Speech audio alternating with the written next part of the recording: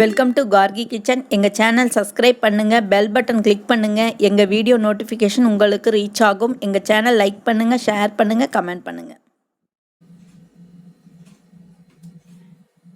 வாங்க, இன்னைக்கு நம்ம செய்ய போகிற டிஷ்ஷு வந்துட்டு பருப்பு போட்ட தக்காளி ரசம். பருப்பை நல்லா வேக வச்சு எடுத்து வச்சிட்டோம்னாலும் புளியை கரைச்சி வச்சிட்டோம்னா இது ஒரு 10 நிமிஷத்தில் செஞ்சிடலாம். அது எப்படி செய்யறதுன்னு பார்க்கலாம். அதுக்கு முன்னாடி நான் மண் பாத்திரத்தில் தான் பண்ண போகிறேன். ஒரு 1/4 டீஸ்பூன் மஞ்சள் தூள், 1 ஸ்பூன் மிளகாத்தூள்,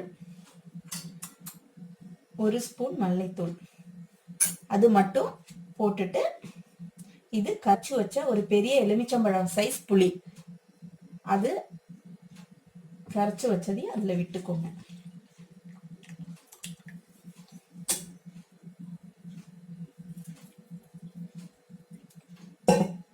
ஒரு 1/2 கிளாஸ் கிட்ட தண்ணியும் விட்டுக்கோங்க.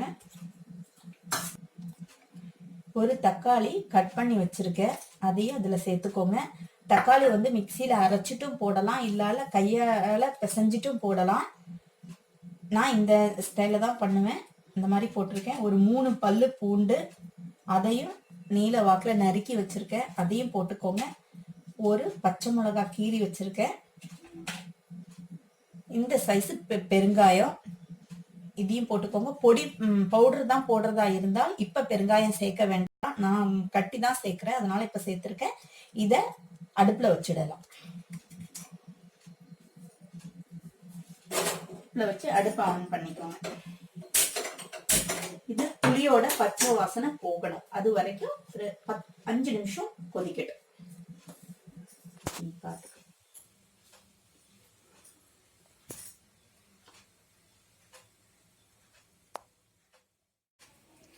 தக்காளி பூண்டெல்லாம் வெந்துட்டு புளியோட பச்சை வாசனையும் போயிடுச்சு. நம்ம இது வரைக்கும் இன்னும் உப்பு சேர்க்கல. இப்போ உப்பு போட்டுக்கலாம்.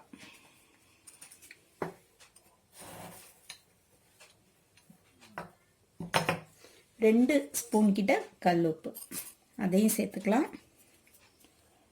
இப்போ 1 கப்பு வேக வச்சிருக்கிற பருப்பு தண்ணி, அதுலேயும் நான் ஒரு 1/2 தக்காளி போட்டு வேக வச்சிருக்கேன், அதையும் அதோட விட்டுக்கலாம்.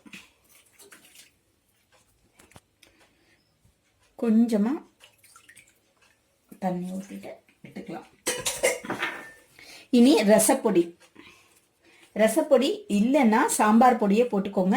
இது ரசப்பொடி ஒரு 1/2 ஸ்பூன், அதுவும் போட்டுட்டு இதில் கொஞ்சம் வெல்லம் போட்டுக்கலாம். நான் வெல்லம் போடுறதில்ல, நான் வந்து கொஞ்சமா ஒரு 1/4 டீஸ்பூன் வந்து ஜீனி தான் நான் போடுவேன். அந்த ஜீனி சேர்த்துக்கிறேன். இனி இது தலைக்க கூடாது, நுரைச்சு அப்படியே பொங்கி வரும். அது வரைக்கும் நம்ம வெயிட் பண்ணலாம். 1 ஸ்பூன் ஜீரகம், 1/2 ஸ்பூன் மிளகு, இது ரெண்டையும் இந்த இடிக்கல்ல போட்டுட்டு நல்லா இடிச்சு வச்சுக்கலாம். நம்ம ரசத்தை இறக்கி வச்ச உடனே இது நம்ம போடணும். இப்போ நல்லா நுரக்கட்டி வந்துருச்சு. கேஸ் ஆஃப் பண்ணிடுங்க, இறக்கி வச்சிடலாம். இறக்கி வச்சுட்டு நம்ம பொடி பண்ணி வச்ச மிளகு ஜீரகம் அதையும் போட்டுக்கோங்க. கொஞ்சம் கருவேப்பிலை அதையும் போட்டுக்கோங்க. கொத்தமல்லி அதையும் போட்டு உடனே மூடி வச்சிருங்க. இனி தாளிச்சு கொட்டிடலாம்.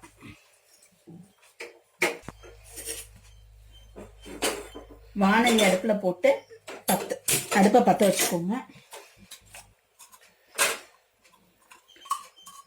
2 ஸ்பூன் நெய்,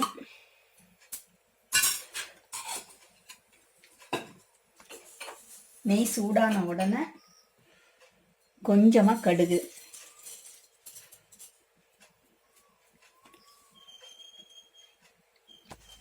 கடுகு நல்லா பொரியட்டும்.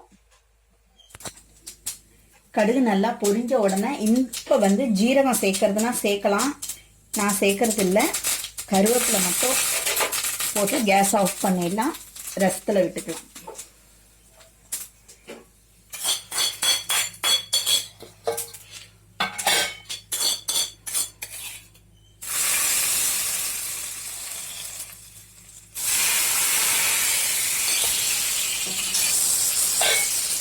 உடனே மூடி வச்சிருங்க. கொஞ்ச நேரம் இது மூடி இருந்தால் தான் இந்த நெய்யோட வாசனையெல்லாம் ரசத்தில் போட்டு ரசம் சூப்பராக இருக்கும். இதே மாதிரி செஞ்சு பாருங்கள், சூப்பராக இருக்கும் ரசம். எப்படி இருக்குன்னு உங்கள் கமெண்ட்ஸை சொல்லுங்கள், லைக் பண்ணுங்கள்.